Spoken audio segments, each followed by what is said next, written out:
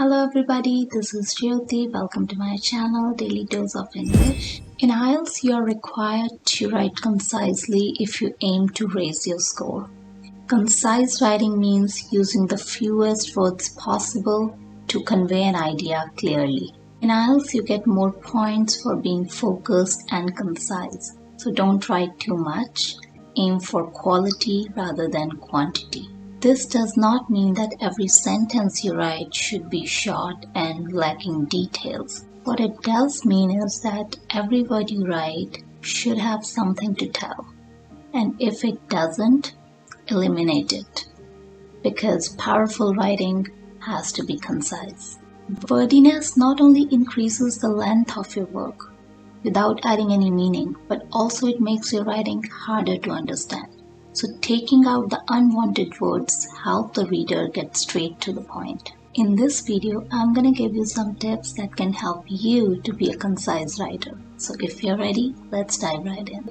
Tip number 1, eliminate redundant words. Because when you cut redundant words, it can help create stronger and more direct sentences. So let's make it clear with an example. Let's read our first wordy sentence. It says several illiterate people who cannot read or write will happily attend school if they get an opportunity. So this sentence can be easily rewritten as several illiterate people will happily attend school if they get an opportunity. Because the clause who cannot read or write is redundant there and we can easily remove it. Because that idea has already been expressed by the phrase illiterate people. Let's look at our next sentence. It says Ria was offered a free gift by her company. It can be rewritten as Ria was offered a gift by her company because a gift is always free, right? So what is the point in saying a free gift? Let's look at our last example. So it says the farewell party will be held at 5 p.m. in the evening. This is a very common mistake students make all the time. So do we actually need to write in the evening here if we have already mentioned p.m.? Obviously not. So we can just say the farewell party will be held at 5 p.m. Tip number 2. Remove vague all-purpose nouns, especially when they are used in the prepositional phrases. Ask yourself this question. Do all of your nouns actually move your point forward? If not, maybe it's time to say goodbye to them. So let's make it clear with some examples. So let's look at our first example. It says, consumer demand is rising in the area of services. So you can easily replace the word area here and you can say, consumers are demanding more services. In the second sentence, it says, strong writing skills are a key factor in students' success in college. So you can easily replace the word factor here and say, students' success in college depends on their writing skills. Tip number 3, eliminate filler words. Filler words are words that simply fill the space and they add no meaning or value to a sentence. So they can be easily eliminated. So let me make it clear with an example. Let's look at our first sentence. It says, pointless to say, I think we should get a cheeseburger.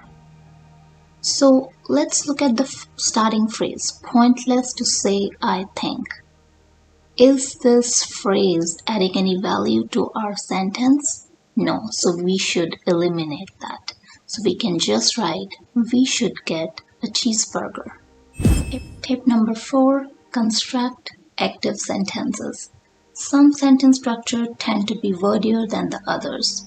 Although the passive voice isn't incorrect and it's completely fine to use it in moderation. But remember, the active voice sets a stronger and more direct tone. So keep most of your sentences in the active voice and you will find that they also tend to be more concise. So let's make it clear with some examples. Now look at our first sentence. It says the error message was written by computers. So this sentence is written in the passive voice. So you can change it into an active sentence. So you can say, computers wrote the error message. So this is the concise version, right? Let's look at one more example.